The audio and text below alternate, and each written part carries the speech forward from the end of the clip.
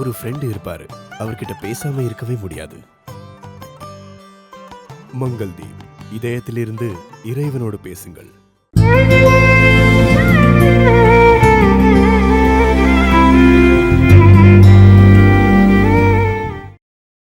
தமிழகத்தில் ராமாயணம் என்றாலே நமக்கு முதலில் நினைவுக்கு வருவது என்கிறது கம்பராமாயணம். அது ஒரு பெரிய கடல். அடுத்தது அதையொட்டி அருணாச்சல கவிராயரின் ராமாயணம், ராமநாடக கீர்த்தனைகள். அதன் பிறகு தமிழகத்தில் உள்ள வெவ்வேறு ராமபிரானின் கோவில்கள், மதுராந்தகம், வடுவூர், தில்லைவிளாகம், கும்பகோணம் ராமசுவாமி கோவில் முதலிய கோவில்கள். அதற்கடுத்தது ராம கதைக்காக சைவர்களின் பங்களிப்பு. நாயன்மார் பாடலில் எவ்வாறு ராமபிரான் வருகிறார், மேலும் சைவ ஆதீனங்கள், சைவ மடங்களில் ராமாயணம் எப்படி போற்றப்படுகிறது. இப்பொழுது கூட திருப்பூரில் ஒரு திருத்தலத்தில், ஒரு சிவபெருமான் கோவிலில் கோபுரத்தில் ஒரு ராமாயணம், வால்மீகி ராமாயணத்தை ஆதாரமாக கொண்ட தமிழில் உரைநடை உருவமாக விஸ்தாரமாக ராமகதை கிடைக்கிறது, ஓலைச்சுவடிகளில் கிடைக்கிறது. இப்போதான் கண்டுபிடிச்சிருக்கா. ஒரு சில நாட்கள் முன்னாடி அந்த ஓலைச்சுவடிகளை கண்டெடுத்திருக்கிறார்கள். அதை எழுதியவர்கள், பராமரித்தவர்கள் எல்லோரும் சைவர்கள். இது ஒரு சந்தோஷத்துக்குரிய விஷயம். இது மாதிரி பொதுவாக சைவ மட்டங்களில், சைவ ஆதீனங்களில் கம்பராமாயணமோ அல்லது ஒரு கால் வால்மீகி ராமாயணமோ எவ்வாறு பராமரிக்கப்பட்டிருக்கிறது அப்படிங்கிறது அடுத்த விஷயம். அடுத்தது வைஷ்ணவத்தை பற்றி பேச்சே இல்லை. ஸ்ரீ வைஷ்ணவம் என்கிறது ராமகதையை எப்படி தூக்கி பிடிச்சது என்கிறதும், அதில் உள்ள பெரியோர்கள்லாம் ராம குணானுபவங்கள் எப்படி பண்ணியிருக்கிறார்கள், அது ஒரு பெருங்கடல். மற்றொரு கம்பராமாயணம் போல் பெருங்கடல். கம்பராமாயணத்தை அரங்கேற்றிய நாதமுனிகள் துவங்கி, அதன் பிறகு பாஷ்யகாரர் ஸ்ரீ ராமானுஜர், அதன் பிறகு நம்பிள்ளை, பெரிவாச்சான் பிள்ளை முதலிய பெரியோர்கள் எல்லோருமே ராமாயணத்தை எப்படி கையாண்டிருக்கிறார்கள் கோவிந்தராஜர் வரை என்கிறது அது ஒரு பெரிய தலைப்பு. அதே போலவே இது எல்லாத்துக்கும் முன்னாடி ஆழ்வார்களுடைய பாசுரங்கள், ஆழ்வார்களின் ராமாயணம் என்றே அது ஒரு 10 நாள் சொல்ல வேண்டிய விஷயம். திருமங்கை ஆழ்வார் பாசுரங்கள் ராமபிரானுக்கு எப்படி இருக்கு, கம்பராமாயணத்துக்கு முன்னாடியே சுருக்கமாக 2 ராமாயணங்கள், 2மே குலசேகர ஆழ்வாருடையது. ஒன்று திருச்சித்திரகூடத்து திவ்யதேசத்து மங்களாசாசனம், மற்றொன்று திருக்கண்ணபுரம் நம்மாழ்வார் அனுபவித்த ராமர். சொல்லி மாடாது, நாச்சியார் அனுபவித்த ராமர், ஆண்டாள் கண்ட ராமர் என்று ஆழ்வார்களின் ராமபிரான், ஆழ்வார்களின் ராமாயணம் என்கிறது ஒரு மிகப்பெரிய விஷயம், தலைப்பு. அதன் பிறகு 5 பெருங்காப்பியங்களில் ராமாயணம் என்று சொன்னால் சொல்லிக்கொண்டு போகலாம். இத்தோடு மட்டும் இல்லாமல் தொல்பொருளாராய்ச்சியில் ராமாயணம், அந்த காலத்தில் ராமாயண விருத்தி, ராமாயணத்திற்கான, ராமாயணம் சொல்பவர்களுக்கு, பாராயணம் செய்பவர்களுக்கான சம்பாவனை, மன்னர்கள் அதை பற்றி என்ன எழுதியிருக்கிறார்கள், இன்ஸ்கிரிப்ஷன்ஸ், அதற்கான செப்பேடுகளில் என்ன எழுதியிருக்கிறார்கள் என்கிறது ஒரு பெரிய விஷயம்.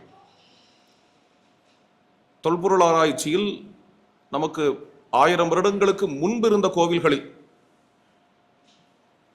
அது கும்பகோணத்தின் அருகாமையில் உள்ள திருநாகேஸ்வரமாக ஆகட்டம், அல்லது செஞ்சடையார் கோவில், அல்லது தர்மபுரியில் உள்ள மல்லிகார்ஜுனேஸ்வரர் கோவில் முதலிய 1000 வருடங்களுக்கு முற்பட்ட கோவில்களில் உள்ள பலவேறு இராமாயண சிற்பங்கள்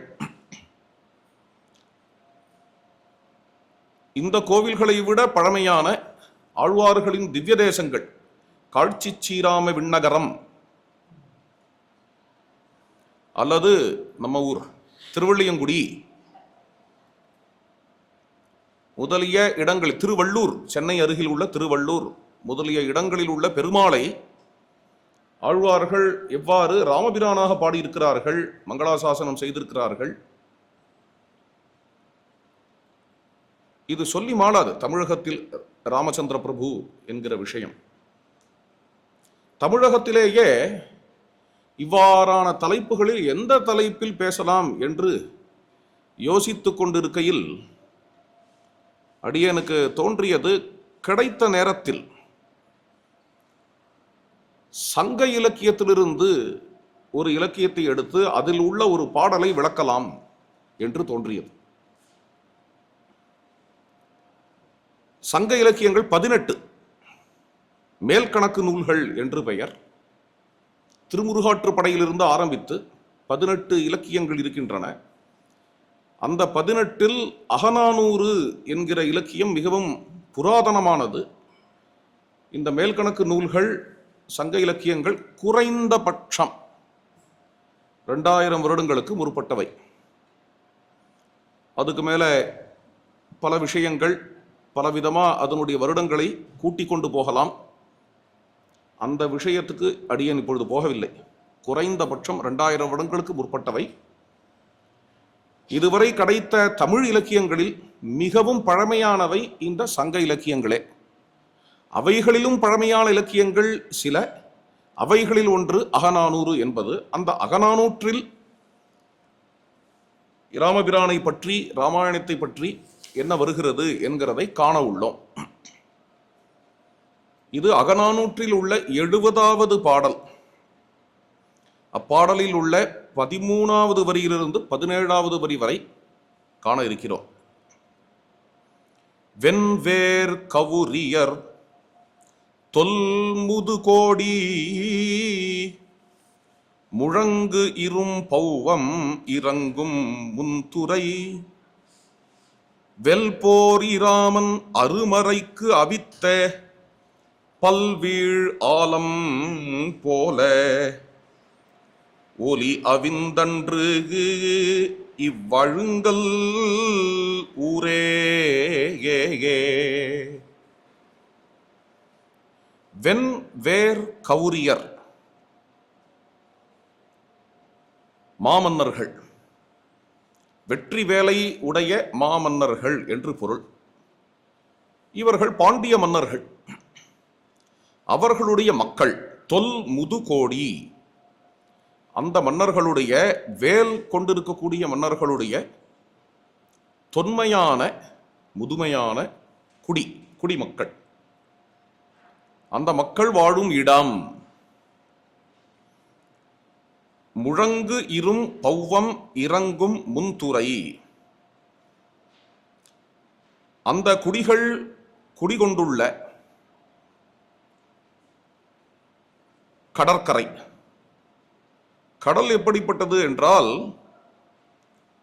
எப்பொழுதும் அது சப்தம் கொடுத்து கொண்டே இருக்கிறது, முழங்குகின்றது. முழங்கு இரும் பௌவம். அப்படிப்பட்ட ஒரு பெருங்கடல். அந்த பெருங்கடலில் ஸ்ரீ ராமச்சந்திர பிரபு ராமபிரான் எழுந்தருளி இருக்கிறார். வெல்போர் இராமன் யுத்தத்துக்காக ஆயத்தமாயிருக்கிறார். கடற்கரையில் எழுந்தருளி கடலை நோக்கி கையில் வில்லேந்தி மகாவீரனாக கம்பீரமாக அமர்ந்திருக்கிறார். அப்பேற்பட்ட ராமச்சந்திர பிரபு அருமறை கொடுப்பதற்காக, அருமறை என்றால் என்ன பொருள்னு பின்னாடி பார்ப்போம். அந்த ராமர் அருமறை கொடுக்க வேண்டும் என்பதற்காக அவித்த அடக்கினார். எதை அடக்கினார்? பல் வீழ் ஆலம் போல. போலங்கிறதை இப்போ விட்டுடுவோம். பல் வீழ் ஆலம், பல விழுதுகள் கொண்ட ஆலமரம். அருமறை அழிக்க வேண்டும் என்பதற்காக பல விழுதுகள் கொண்ட ஆலமரத்தை அடக்கினார். அதுபோல ஒலி அவிந்தன்று இவ்வழுங்கல் ஊரே. இந்த ஊரில் உள்ள ஒலியும், ஒலின்னா சப்தம், ஒளி இல்ல ஒலி, இந்த ஊரில் உள்ள ஒலியும் அடங்கியது. எல்லாத்தையும் ஒரு பொழிப்புரையா சொல்லணும்னா, மகாவீரர்களான மன்னர்களுடைய தொல்குடி வாழக்கூடிய கடற்கரை அலை அலையாக மோதும் பொழுது அங்க சப்தம் வருகிறது. அந்த கடற்கரையில் எழுந்தருளி இருக்கக்கூடிய ராமர் அருமறை அருள வேண்டும் என்பதற்காக ஆலமரத்தை, பலவேறு விழுதுகள் கொண்ட ஆலமரத்தை அடக்கினார். அதுபோல இப்பொழுது ஊரில் உள்ள சப்தம் அடங்கியது. இதுதான் பாடலோட பொருள். ஆலமரத்தை அடக்கிறது என்றால் என்ன அர்த்தம்? பழைய உரைக்காரர் நச்சினார்க்கினியார் என்கிறவர் ஆலமரத்தை அடக்குவதை பற்றி என்ன என்று கூறுகிறார். அவர் கூறுவதாவது,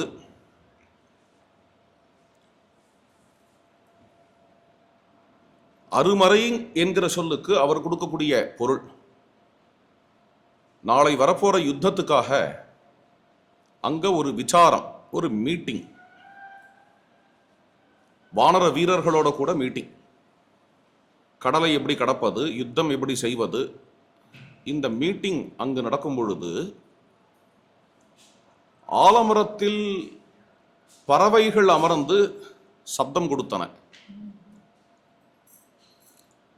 இந்த மீட்டிங்ல வரக்கூடிய வாக்கியங்களுக்கு அருமறை என்ற சொல் உபயோகப்பட்டிருக்கிறது. காரணம், மறைத்து பேசப்படுவது. இந்த மீட்டிங் என்பதில் வானர வீரர்களும் ராமபிரானும் பேசக்கூடியது எவ்வாறு அரக்கர்களை வெல்ல வேண்டும் என்கின்ற ரகசியமான சம்பாஷணை. மறைத்து பேசப்படுவதால் மறை, அருமறை. இந்த அருமறைக்காக இவர்கள் அமர்ந்து பேசும் பொழுது ஆலமரத்தில் உள்ள பறவைகள் சப்தம் கொடுத்தன. ராமச்சந்திர பிரபு தன்னுடைய கண்களால் அந்த ஆலமரத்தை கண்டார். கண்டவுடனே அந்த ஆலமரத்தில் உள்ள சப்தமானது அடங்கியது, அந்த பறவைகளுடைய சப்தம் அடங்கியது. அதன் பிறகு வானர வீரர்கள் ராமரோடு நன்கு சம்பாஷணை செய்தார்கள். அவ்வாறு இவ்வூரில் உள்ள ஒலியும் அடங்கியது. ஊர்ல என்ன ஒலி, அது வேற கதை, இருந்தாலும் சொல்றேன். அது ஒரு வேடிக்கையான கதை. ஊரில் ஒரு ஒலி, அதாவது ஒரு அரட்டை என்று வைத்துக் கொள்ளலாம். காசிப், கப்சப். என்ன விஷயமான அரட்டை என்றால், இந்த ஊர் மீனவர்களுடைய ஊர், மீனவர் குடி. அதில் தலைவனான மீனவன், மீனவர்களுடைய தலைவன் இல்ல, காதலன். காதலனான மீனவன் வெளியே எங்கேயோ போயிருக்கிறான். அந்த மீனவச்சி மீனவன் வருகைக்காக காத்திருக்கிறாள், இன்னும் வரவில்லை.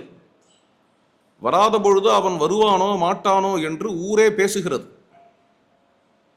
இந்த மீனவச்சியை ஏற்க அவன் வரமாட்டான், அவன் இந்த மீனவச்சியை ஏற்க மாட்டான், தனது காதலியை ஏற்க மாட்டான், எங்கேயோ போய்விட்டான் என்கிற பேச்சு ஊர் முழுவதும் இருக்கிறது. இருக்கும் பொழுது அந்த மீனவன் வந்து விட்டான். வந்ததால் அந்த மீனவனுக்கும் மீனவச்சிக்கும் திருமணம் ஆகப் போகிறது. அப்பொழுது அந்த மீனவச்சியினுடைய தோழி அந்த மீனவச்சியை பார்த்து, ராமபிரான் ஆலமரத்தை கண்டதும் பறவைகளுடைய ஒலி ஓய்ந்தது போல் இப்பொழுது இந்த கிராமத்தில் உள்ள ஒலி ஓய்ந்தது. இந்த கிராமத்தில் அந்த மீனவன் வருவானோ வரமாட்டானோ என்கின்ற பேச்சு அடிபட்டது, அது ஓய்ந்தது. உன்னை ஏற்பானோ மாட்டானோ என்கின்ற பேச்செல்லாம் ஓய்ந்தது என்று அந்த மீனவச்சியின் தோழி, அவளும் ஒரு மீனவச்சி, அவள் கூறுகிறாள் என்று இது போகிறது. மிகவும் சுவாரஸ்யமான பாடல். ஏன் சுவாரஸ்யம் என்றால், இந்த பாடலை பார்க்கும் பொழுது அடியேனுக்கு வேறு விதமாக பொருள் புரிந்தது. ஆலமரத்தை அடக்குகிறார் ஸ்ரீராமர் அருமறை விஷயமாக பேசுவதற்காக. அதுதான் பாயிண்ட். இந்த ஸ்டேட்மெண்ட் நமக்கு புரியணும். இந்த ஸ்டேட்மெண்ட்டை முதல்ல மனசுல ஞாபகம் வச்சுக்கணும். இந்த அருமறை பேசுவதற்காக ஆலமரத்தை அடக்கினார். அப்பொழுது உரைகாரர் என்ன கூறுகிறார்? ஆலமரத்தை அடக்குதல் என்றால் முதல்ல அருமறை எடுத்துக்கலாமா? இல்ல, ஆலமரத்தை எடுத்துக்கலாம். ஆலமரத்தை அடக்குதல் என்றால் ஆலமரத்தை என்று லிட்ரலாக எடுத்துக்க கூடாது, வாட்சியார்த்தமாக எடுத்துக்கொள்ளக்கூடாது. அதனுடைய தொனியை தான் நாம் பார்க்க வேண்டும், டோன். ஆலமரத்தை என்றால் ஆலமரத்தில் வாழும் பறவைகளை அடக்கினார் என்று அவர் கூறுகிறார். நிச்சயமாக அவரே ஆலமரம் என்பதற்கு லிட்ரல் மீனிங், வாட்சியார்த்தத்தை கூறவில்லை. அவ்வாறாகில் அடியனுக்கு வேறு விதமாக பொருள் புரிகிறது. ஆலமரத்தின் தொனி பறவைகள் என்கிறார் அவர். ஏனெனில் அந்த பறவைகள் ஆலமரத்தில் இருக்கின்றன. அடியனுக்கு என்ன புரிகிறது? ஆலமரத்தின் மேல் இருப்பது என்கிறது பொருளாகுமாகில் ஆலமரத்தில் கீழ் இருப்பவர்களும் பொருளாக முடியும். ஆலமரத்தை அடக்கினார் என்றால் ஆலமரத்தில் கீழே உள்ள எல்லா வானர வீரர்களுடைய பேச்சையும் அடக்கினார். எந்த வானரர்களுடன் இவர் பேசுகிறாரோ அந்த வானர வீரர்களின் பேச்சையும் ஸ்ரீராமபிரான் அடக்கினார். எதற்காக அடக்கினார் என்றால் அருமறைக்காக அடக்கினார். இங்கு அருமறை என்றால் என்ன? மறைத்து பேசப்படுவதால் அருமறை. அது ராட்சசர்களை எப்படி வெல்ல வேண்டும் என்கிற ரகசிய பேச்சு என்று பழைய உரைக்காரர் கூறுகிறார். அருமறை என்கிற சொல்லுக்கு அடியேனுக்கு தோன்றக்கூடிய பொருள். ஏனெனில் சங்க இலக்கியம் முழுவதும் மறை என்கிற சொல்லிற்கு வேதம் என்று பொருள். அதிலும் இங்கு அருமறை என்று வேற கூறப்படுகிறது. பரிபாடலில் அருமறை என்றாலே வேதம். அருமறை என்னும் பொழுது அது வேதம் என்றே கொள்வோம். ஸ்ரீ ராமச்சந்திர பிரபு வேத விஷயத்தை பேசும் பொழுது அந்த வேத விஷயத்தை விளக்குவதற்காக ஆலமரத்தடியில் இருக்கக்கூடிய வானர வீரர்களின் பேச்சை அடக்கினார் என்கிற பொருள். ராமபிரான் பேசிய வேத விஷயம் எது? அடுத்த கேள்வி. அது அபயம் சர்வபூதேபியா என்கிற வாக்கியம். இதுதான் ராமபிரான் பேசிய வேத விஷயம். சரணாகதி பண்ணுபவனுக்கு அபயம் கொடுக்கிறேன். ஏனெனில் அனைத்துயிருக்கும் அபயம் கொடுப்பது என்பது என்னுடைய கொள்கை. அபயம் சர்வபூதேபியா ததாமியேதது விரதம் மம. இந்த ஸ்லோகத்துக்கு ரெண்டு பொருள் உண்டு. சம்பிரதானார்த்தம், அபாதானார்த்தம். ரொம்ப ஆழமா போகல, சுருக்கமா சொல்லிடுறேன். சரணாகதி பண்ணவனுக்கு அனைத்து உயிர்களிடத்திலிருந்தும் அபயம் அளிப்பேன். இது ஒரு பொருள். மற்றொரு பொருள், சரணாகதி பண்ணுபவனுக்கு அபயம் அளிக்கிறேன். ஏனெனில் அனைத்து உயிர்களுக்கும் அபயம் அளிப்பது எனது இயல், எனது கொள்கை. இது இரண்டாவது பொருள். அபயம் சர்வபூதேபியா. இந்த அபயம் சர்வபூதேபியா என்கிறது வேத விஷயம். வேதத்தில் இந்திர ஆசாபியஸ்பரி சர்வாபிய அபயங்கரத், சர்வாபியா அபயங்கரத் ஜேதா சத்ருன்னு விசர்ஷணிஹி. இது ரிக்வேதம் 2வது மண்டலம் 41வது சூக்தம் 12வது மந்திரம். இறைவன் அனைவர்களுக்கும் அனைத்துயிர்களுக்கும் அபயம் கொடுக்கட்டும் என்று இந்த மந்திரம். இது மாதிரி அனைத்துயிருக்கும் நன்மை என்கிறது வேதத்தினுடைய முக்கியமான கருத்து. மொத்த வேதத்துக்கும் தீம் என்ன என்று கேட்டால் ஒரே வரியில முடிச்சுடலாம். அனைத்துயிருக்கும் நன்மை, எல்லோரும் இன்புற்று இருக்கவே. இது பல இடங்கள்ல வேதத்துல தொடர்ந்து வந்து கொண்டே இருக்கும். மித்ரஸ்யாகம் சக்ஷுஷா சர்வாணி பூதானி சமீட்சே, அன்பு கண்ணோடு அனைத்து உயிர்களையும் காண்பேன் காணக்கடவன். இவ்வாறு தொடர்ந்து வந்து கொண்டே இருக்கும் வேதத்தில். அதே விஷயமே, அந்த வேத விஷயமே இங்கு ராமபிரான் விபீஷணனை சேர்க்க வேண்டுமா என்கிற விசாரத்தில் அருளிச் செய்கிறார். அபயம் சர்வபூதேபியா ததாமி ஏதது விரதம் மம. இது அருமறை. இந்த அருமறைக்காக என்ன செய்கிறார் என்றால், விபீஷணனை சேர்த்து கொள்ள வேண்டாம் என்று கூறுகிற ஆலமரத்தின் கீழ் அமர்ந்திருக்கக்கூடிய வானர வீரர்களை தன்னுடைய சொல்லாற்றலால் பேச்சாற்றலால் அடக்குகிறார். அருமறைக்கு அவித்த பல்வீழ் ஆலம் போல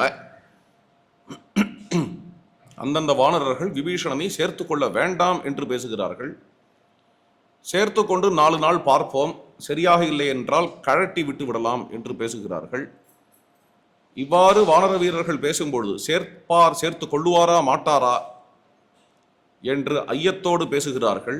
இப்படியெல்லாம் பேசும்பொழுது இவர்கள் பேச்சை எல்லாத்தையும் அடக்கிய ஸ்ரீராமபிரான், அடக்கி என்றால் ஏதோ ஒரு ஆணவத்தால் அடக்குதல் அல்ல, அவரவர்களுக்கு பதில் சொல்லி அடக்கி கடைசியா வேதத்தில் என்ன உள்ளதோ, இந்திர ஆசாபியஸ்பரி சர்வாபியா அபயங்கரத் என்கிற வேத விஷயத்தை இங்கு நிர்தாரணம் செய்கிறார், நிலைநாட்டுகிறார். அப்படிப்பட்ட நிலைநாட்டிய இடம் எது? சேதுக்கரை என்று சொல்லலாம், திருப்புல்லானி என்று சொல்லலாம், இன்றைய பெயர்கள். அவ்வாறு ராமபிரான் நிலைநாட்டினாரே, நிலைநாட்டும் பொழுது அத்தனை வானர வீரர்களும் சுக்ரீவன் உட்பட எல்லோரும் அடங்கினார்களே.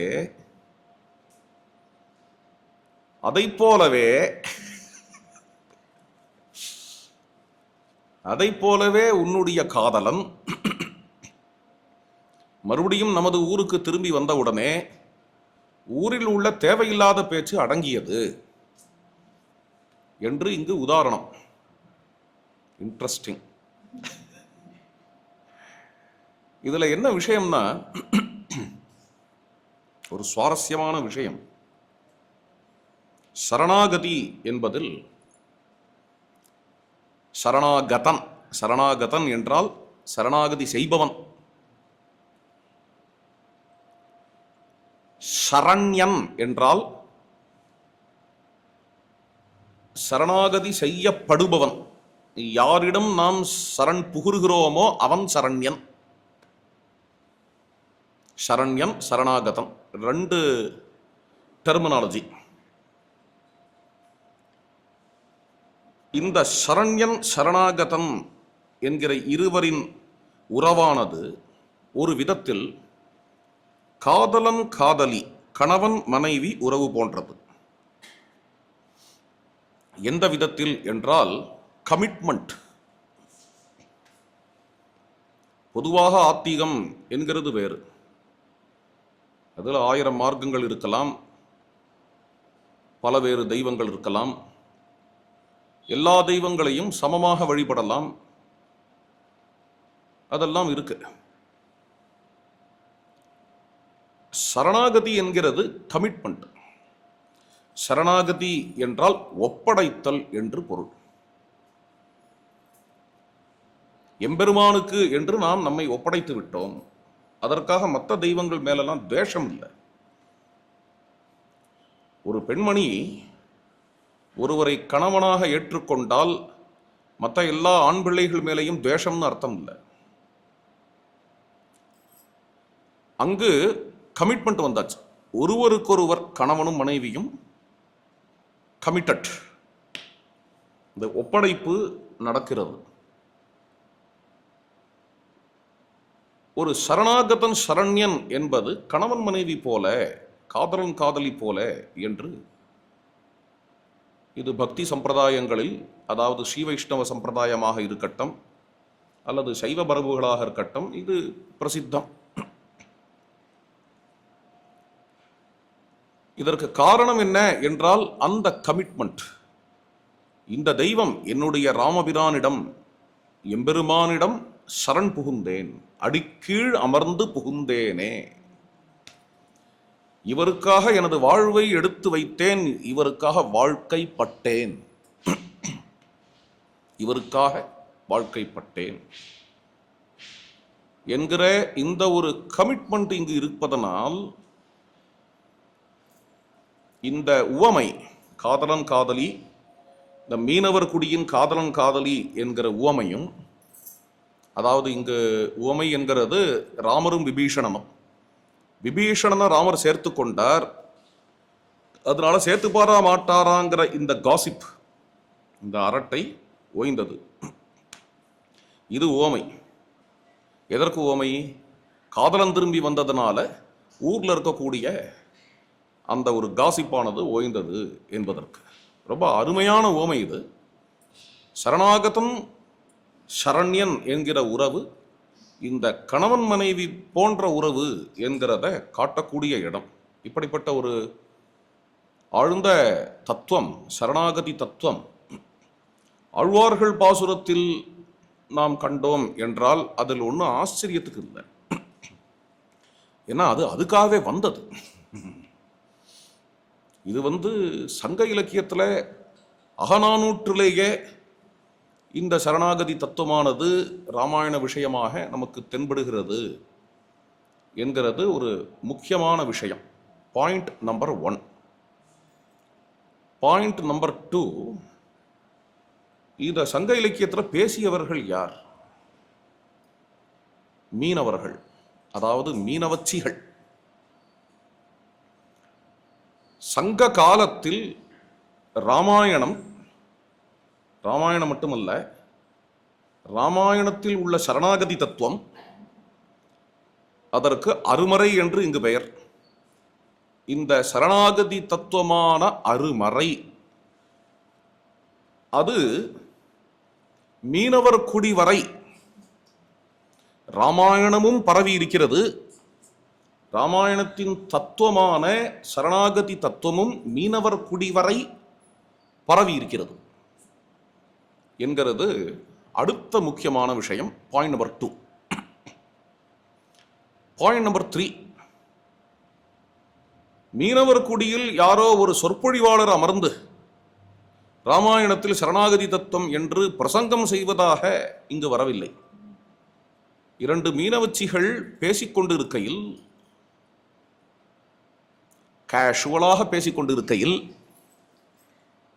அவர்களுடைய காதல் விஷயத்தை பேசிக்கொண்டிருக்கையில், இதை இந்த ஒரு சாதாரணமான விஷயத்தை, அதாவது இந்த ஒரு செக்யுலர் விஷயத்தை சொல்லலாமா, nothing religious about it, nothing spiritual about it, nothing religious about it. இது ஒரு சாதாரண விஷயம். ஒரு காதலன் வெளியூர் போயிருக்கிறார், அந்த காதலன் திரும்பி வர வேண்டும், வந்தாச்சு என்கிற இந்த ஒரு சாதாரண விஷயத்தை இங்கு உள்ள மீனவச்சிகள் பேசும் பொழுதும் அவர்களுக்கு ராமாயணம் நினைவுக்கு வருகிறது. அந்த ராமாயணத்தில்